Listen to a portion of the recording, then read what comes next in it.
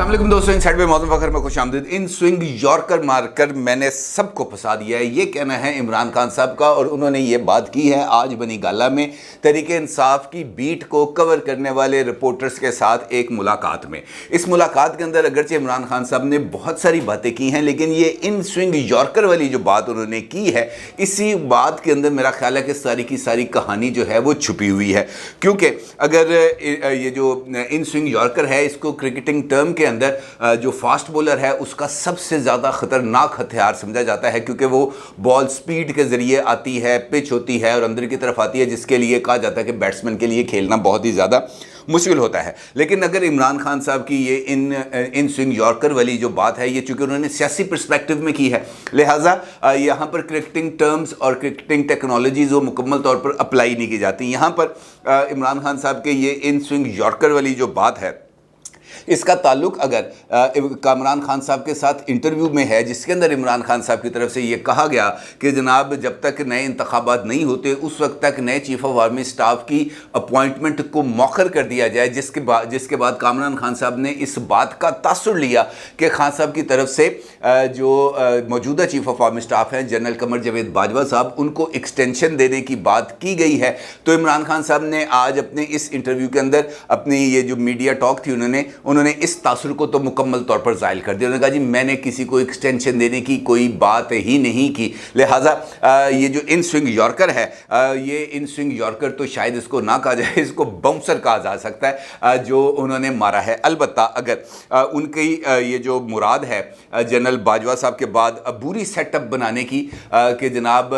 बाजवा साहब चले जाएँ, वो रुखसत हो जाएँ 29 नवंबर को अपने ओहदे की मियाद को पूरा करते हुए, और उसके बाद यहाँ पर एक इंटर्म सेटअप बना दिया जाए, कोई कायम मुकाम चीफ ऑफ आर्मी स्टाफ बना दिया जाए, तो ये इन स्विंग यॉर्कर कम से कम नहीं है, इसको बहुत बड़ी वाइट बॉल कहा जा सकता है। वाइट बॉल इस वजह से कि इस मामले का आइन और कानून के साथ किसी भी तरह का कोई ताल्लुक नहीं है। ना आर्मी एक्ट के अंदर इस बात की कोई गुंजाइश है कि कायम मुकाम चीफ ऑफ आर्मी स्टाफ को तैनात किया जा सकता है, और ना ही दस्तूर पाकिस्तान में इस बात की कोई प्रोविजन है कि ये वाला ओहदा किसी कायम मुकाम के जरिए चलाया जा सकता है। दस्तूर पाकिस्तान इस हवाले से मुकम्मल तौर पर वाज़ेह है कि एक full time chief of army staff होगा, जिसको 4 स्टार जनरल के ओहदे पर प्रमोट किया जाएगा, और फिर वो सिपा सलार बनेगा और पाक फौज की कमान को संभालेगा। लिहाजा इमरान खान साहब की ये वाली जो बॉल है, ये मेरा ख्याल है कि ये इन स्विंग यॉर्कर नहीं बल्कि बहुत बड़ा वाइट बॉल है। अगर इमरान खान साहब की मुराद इन स्विंग यॉर्कर से मुराद सितंबर में जो फाइनल कॉल देने का ऐलान है, तो मेरा ये ख्याल है कि ये जो उनकी ये जो कॉल है, तो 25 मई को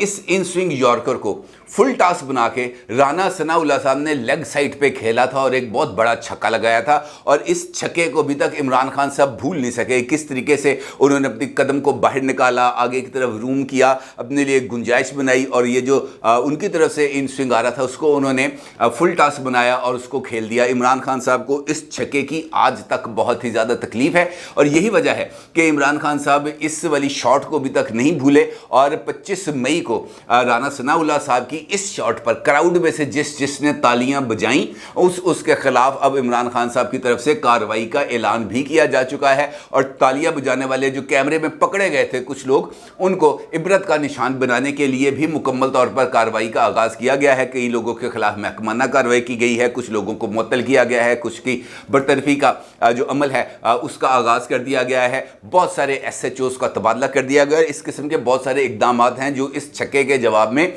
मौजूदा हुकूमत पंजाब की तरफ से किए गए हैं। अगर इन स्विंग यॉर्कर से मुराद पाकिस्तान को बकौल इमरान खान बर्बादी से दूचार करने वाले 4 अफराद का नाम लेने से है, तो मेरा तो इसके हवाले से ओपिनियन ये है कि ये इन स्विंग यॉर्कर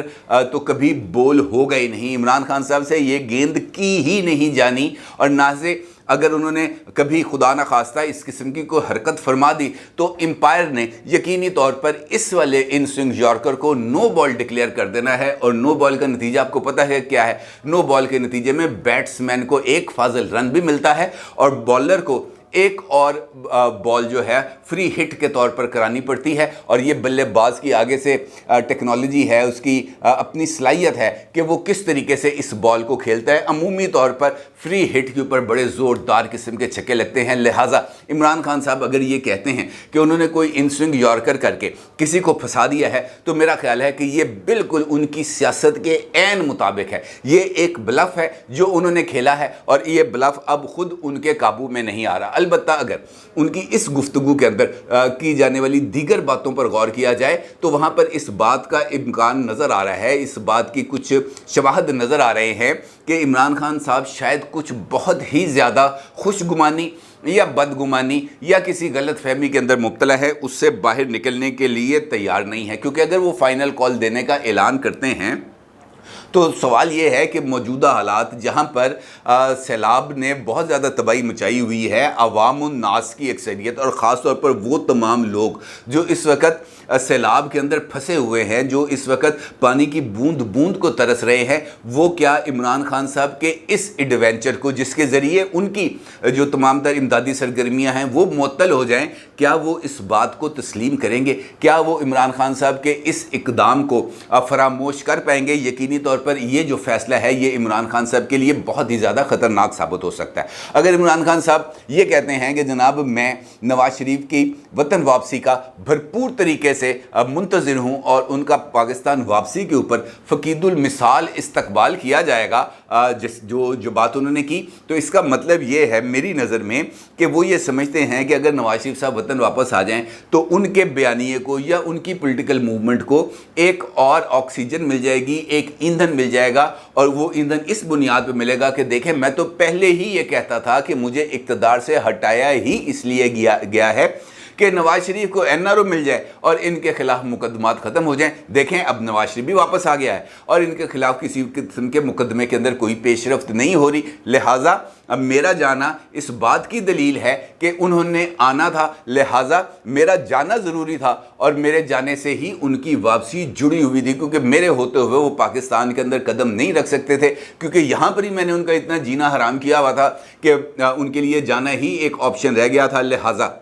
یہ والی جو بات ان کی طرف سے کی گئی ہے اس کا مطلب میری نظر میں تو صرف اتنا ہی ہے۔ پھر وہ یہ کہتے ہیں چیف آف آرمی سٹاف کے حوالے سے ایک مرتبہ پھر انہوں نے بڑی تفصیل کے ساتھ گفتگو کی اور وہی بات دہرائی جو میں آپ سے پچھلی ویڈیو کے اندر کر چکا ہوں کہ عمران خان صاحب اس وقت جو مائنس ان کو کرنے کی کوششیں کی جا رہی ہیں ان سب کو مائنس کرنے کے اوپر تل گئے ہیں، اور ان کا یہ کہنا ہے کہ جناب یہ تمام جو ایکٹیویٹی ہے یہ جو ہو رہی ہے اس کے بارے میں مجھے مکمل طور پر آگاہی حاصل ہے، اور چیف آف آرمی سٹاف کی تقرری کا اختیار کسی بھی صورت نواز شریف کے حوالے نہیں کیا جا سکتا۔ اب تو نواز شریف انفیکٹ میرا خیال ہے کہ ان کے لیے ایک ڈراؤنا خواب بن گئے ہیں، ان کو سوتے جاگتے صرف اور صرف نواز شریف صاحب کی یاد ہی آتی ہے، اس کے علاوہ اور کچھ نہیں۔ اب سوال یہ پیدا ہوتا ہے کہ نواز شریف صاحب کے پاس ایسا کون سا حکومتی اختیار ہے واضح طور پر جس کے تحت وہ چیف آف آرمی سٹاف کی تقرری کریں گے، یا آصف علی زرداری صاحب کے پاس کون سا ایسا اختیار ہے جس کے ذریعے وہ چیف آف آرمی سٹاف کی تقرری کریں گے۔ آئینی طور پر اگر ہم دیکھیں تو یہ اختیار نہ نواز شریف کے پاس ہے نہ آصف علی زرداری کے پاس ہے۔ یہ اختیار اگر موجود ہے تو وہ اختیار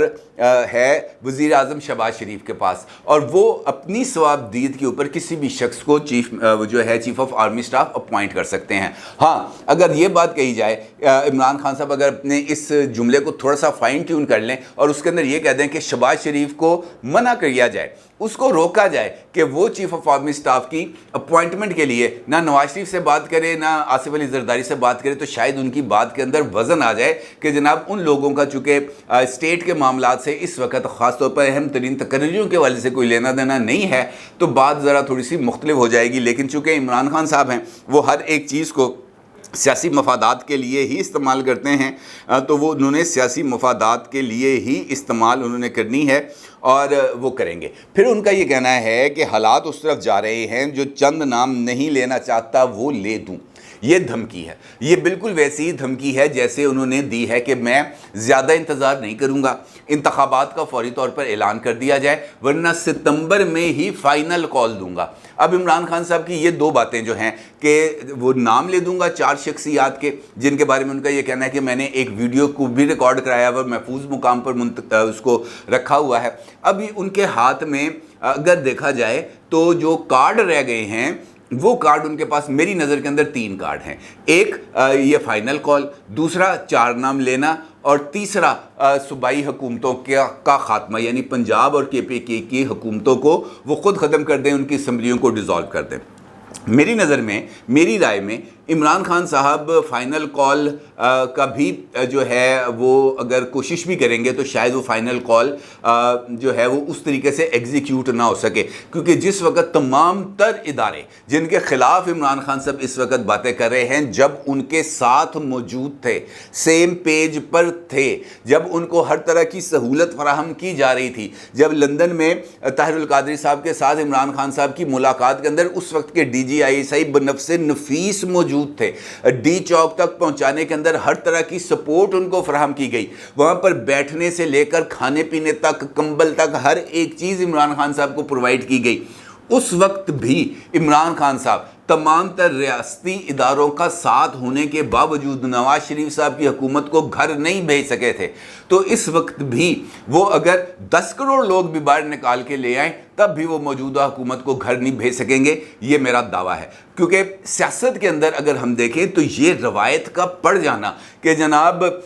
طاقت کے زور کے اوپر کسی بھی منتخب حکومت کو گھر بھیجا جا سکتا ہے، یا کوئی بھی ایسی حکومت جس کے پاس ایوان میں اکثریت ہو، تو یہ ایک ایسی ریت ڈلنا، ایک ایسا رواج پڑنا ہوگا جس کے بعد پھر آپ اس طرز عمل کے آگے کسی بھی جگہ پر رکاوٹیں نہیں ڈال سکتے۔ جمہوری جدوجہد حق ہے، دھرنے دینا حق ہے، جلوس نکالنا حق ہے، جلسے کرنا حق ہے، یہ رائٹ ہے، لیکن اس کے ذریعے آپ دباؤ تو بڑھا سکتے ہیں لیکن کسی کو کان سے پکڑ کر اقتدار سے باہر نہیں نکال سکتے۔ لہٰذا عمران خان صاحب کا یہ والا کارڈ اسی حد تک محدود رہے گا، اس سے آگے نہیں جا سکتا، اور اسی لیے اس عمل سے پہلے پنجاب کی جو حکومت ہے وہ عمران خان صاحب کے پاس نہیں رہے گی، یہ بات کم از کم واضح ہے۔ لہٰذا عمران خان صاحب کا یہ والا جو منصوبہ ہے اس پر عمل درآمد کی صورت میں رد عمل وہی ہوگا جو رانا ثناءاللہ صاحب نے عمران خان صاحب کے ان سوئنگ یارکر کے ساتھ کیا تھا۔ اس وقت بھی انہوں نے گیند باؤنڈری لائن سے باہر پھینکی تھی اور اس مرتبہ بھی وہ گیند سٹیڈیم سے باہر پھینکیں گے اور عمران خان صاحب کے لیے بچت کے امکانات نہیں ہوں گے۔ 4 لوگوں کے نام جہاں تک لینے کا تعلق ہے، عمران خان صاحب یہ کوشش بھی کر کے دیکھ لیں، ان کو یہاں سے بھی کچھ حاصل نہیں ہوگا۔ یہ وہ ہے نا جو کہتے ہیں کہ بند مٹھی ہے، بند مٹھی لاکھ کی، کھل جائے تو خاک کی۔ یہ عمران خان صاحب کے پاس ایک کارڈ ہے جس کو وہ دباؤ کے لیے تو استعمال کر سکتے ہیں، لیکن کسی بھی صورت اس کا اظہار کھلے بندوں نہیں کر سکتے، ممکن ہی نہیں ہے کہ عمران خان صاحب کہیں کہ فلاں شخص جو ہے وہ میری حکومت کے خاتمے کا ذمہ دار ہے، کیونکہ ایسا کرنے کی صورت میں وہ غیر ملکی سازش کہاں پہ جا کے کھڑی ہوگی، وہ سائفر کہاں پہ جائے گا، وہ ڈونلڈ لو کی ملاقات کہاں پہ جائے گی جس کے اوپر عمران خان صاحب نے اینٹی امریکن سینٹیمنٹس بنائے تھے۔ جب ان کو کلین چٹ دی جائے گی، جس طریقے سے اب ان کی ملاقاتیں، میل ملاپ، دوستی شروع ہو چکی ہے، تو یہ 4 لوگوں کے سامنے عمران خان صاحب نہیں کھڑے ہو سکیں گے، کیونکہ یہ پورا ادارہ ہے، یہ ایک شخص نہیں ہے، اس کو آپ اس طریقے سے نگیٹ نہیں کر سکتے۔ پھر عمران خان صاحب معصومیت سے کہتے ہیں کہ میں نے ایسی کون سی بات کی جس کے اوپر DGISPR کو جو ہے وہ بیان جاری کرنا پڑ گیا۔ فیصلہ آباد جلسہ بھول گئے، بالکل وہ بھول گئے وہاں پر کیا بات کی، وہ بھول گئے وہاں پر محب وطن اور تگڑے چیف آف آرمی سٹاف کے حوالے سے عمران خان صاحب نے کیا بات کی، اس کو بالکل نکال دیا۔ معصومیت کا اندازہ لگائیں کہ مجھے نہیں سمجھ آتی DGISPR کو یہ بیان جاری کرنے کی کیوں ضرورت پیش آئی۔ بھائی جب ایک پولیٹیکل پارٹی کا سربراہ جو سابق وزیر اعظم ہو، وہ ٹاپ ریٹنگ وہ جو ہیں جنرلز، ان کے بارے میں اگر یہ بات کرے کہ کوئی تگڑا اور محب وطن چیف آف آرمی سٹاف آ گیا تو پھر وہ ان سے پوچھے گا، تو اس کا مطلب یہ ہے کہ باقی تگڑے اور محب وطن نہیں ہیں۔ ادارہ اس چیز کو کسی بھی صورت افورڈ نہیں کر سکتا تھا، لہٰذا یہ بیان آنا ان کی طرف سے بہت ہی زیادہ ضروری تھا اور وہ آیا۔ फिर वो कहते हैं जिनको जेल होना चाहिए अब वो इक़्तिदार के वानों में है। तो अगर देखा जाए तो जेल का मतलब क्या होता है? जेल का मतलब ये होता है कि मुकदमात हों। मुकदमात के अंदर लोग हिरासत में भी होते हैं, ज़मानतों पर भी होते हैं। जब तक मुकदमात के फैसले नहीं होते उस वक्त तक किसी को आप सज़ा याफ्ता नहीं कह सकते। इस वक्त तराजू बराबर है। इमरान खान साहब जिन लोगों के बारे में कहते हैं वो इश्तिहारी हैं, इमरान खान साहब भी उस सफ़ में मौजूद हैं। इमरान खान साहब जिस काबीना के बारे में कहते हैं कि जनाब 60% लोग ज़मानतों पर हैं, तो इमरान खान साहब की जो पोलिट ब्यूरो है, उनकी पॉलिटिकल कमेटी है, उनकी कोर कमेटी है, वो 100% ज़मानतों पर है बशमूल इमरान खान साहब। तो इसका मतलब ये है कि ये जो तमाम लोग हैं जिनके ऊपर केसेस हैं इमरान खान साहब के फार्मूले के मुताबिक, चाहे वो इधर के हैं चाहे वो उधर के हैं, उनका वाहिद ठिकाना जेल ही होना चाहिए। तो फिर इमरान खान साहब को अपनी मुकम्मल तौर पर इस हवाले से तैयारी करनी चाहिए। अब अगर ये कहा जाए कि जनाब ये जो इस वक्त जमहूरियत ख़तरे में है, तो उस ख़तरे से मुराद क्या है? मेरे नज़र के अंदर इमरान खान साहब ये बात करके वो जो तीसरा मैंने आपको बताया था ना, वो उस तरफ जा रहे हैं। क्योंकि अगर वो ये कॉल देते हैं बकौल उनके कि लोग इस वक्त भरे पड़े हैं, लावा पका पड़ा है, मैं 1 घंटे के नोटिस पर लोगों को बाहर निकाल लेता हूं, तो अगर वो ये कॉल देते हैं, लोग बाहर निकल आते हैं, लोग इमरान खान साहब के काबू में नहीं रहते, तो क्या होगा? सीधी सी बात है, कानून नाफिज करने वाले इदारे अगर इतनी बड़े मॉब को अगर बकौल इमरान खान साहब वो निकाल लाते हैं, तो फिर अमन व अमान कायम करने की जिम्मेदारी के लिए क्या होगा? फिर यकीनी तौर पर जो हुकूमत पाकिस्तान है वो अपने आइनी इख्तियारात के तहत फ़ौज को तलब करेगी। जब फ़ौज आएगी तो उसका सामना किसके साथ होगा? अवाम के साथ, जो इमरान खान साहब ने लोगों को बुलाया होगा। ऐसी सूरत के अंदर एक हंगामा पैदा हो सकता है, एक इम्कान पैदा हो सकता है दंगे का, फसाद का, अनारकी का, और उस सूरत के अंदर यकीनी तौर पर जमहूरियत ख़तरे में पड़ सकती है। लिहाजा जमहूरियत को अमली तौर पर ख़तरे से दो चार ना करने की जो ज़िम्मेदारी है वो भी इमरान खान साहब के सर ही आती है, अगर वो माने। मुख्तसर ये कि कामरान खान साहब ने अपने तौर पर भरपूर कोशिश की कि वो इमरान खान साहब की गुड्डी को आसमान पे लगा दें कि देखें इस जैसा जो स्टेट्समैन अभी तक जो है वो आया ही नहीं था। ये ऐसा स्टेट्समैन आया है जो अपनी सियासत को कुर्बान कर रहा है, जो अपनी ईगो को सेटिस्फाई कर रहा है। वो पहले कहते थे ना स्याही खुश्क नहीं हुई थी। ये जो कामरान खान साहब ने इंटरव्यू किया था इमरान खान का, उसकी अभी स्याही खुश्क नहीं हुई थी कि इमरान खान साहब ने उनका जो बनाया हुआ ये सारा जो बबल था उसके अंदर ऐसी पिन मारी है कि वो बुरे तरीके से ब्रस्ट हो गया। उन्होंने जो कुछ कहा उसको पीछे हटा लिया, वापस ले लिया, और अब वो तमाम लोग जिन्होंने इमरान खान साहब के बारे में या इमरान खान साहब के इस बयान के ऊपर तालियां बजाई थी, चाहे वो फवाद चौधरी हों, चाहे वो उमर सरफराज चीमा हों, जो प्रेस कॉन्फ्रेंस करके कि जनाब इमरान खान ने तो एक अमली रोड मैप दे दिया है पाकिस्तान की सियासत को इस खोबे से निकालने का, उनके लिए भी अब मशवरा यही है कि भाई आपके जो लीडर साहब हैं उनकी बातों पर, उनके इंटरव्यूज़ पर रद्द अमल के लिए कम अज़ कम 24 से 48 घंटे का इंतज़ार करें, क्योंकि कोई पता नहीं कि वो किसी भी वक्त अपना ये मौक़िफ़ वापस ले सकते हैं जिस तरीके से उन्होंने अभी मौक़िफ़ वापस लिया है। लिहाजा ये जो इमरान खान साहब कहते हैं ना अंधेरा ही अंधेरा है, इमरान खान साहब के लिए भी यही बात है कि अंधेरा ही अंधेरा है। इन स्विंग यॉर्कर एक स्पीड के साथ और एज के साथ अच्छा लगता है। 72 साल की उम्र के अंदर इन स्विंग यॉर्कर के अंदर वो ताकत नहीं रह जाती। लिहाजा बेहतर ये है कि पॉलिटिक्स करें, अच्छी तरीके से पॉलिटिक्स करें। ये खामखा की यावा गोइयाँ ये कुछ ज़्यादा मुनासिब नहीं। अपनी राय का ज़रूर इज़हार कीजिएगा। आपका बहुत शुक्रिया। अल्लाह हाफ़िज़।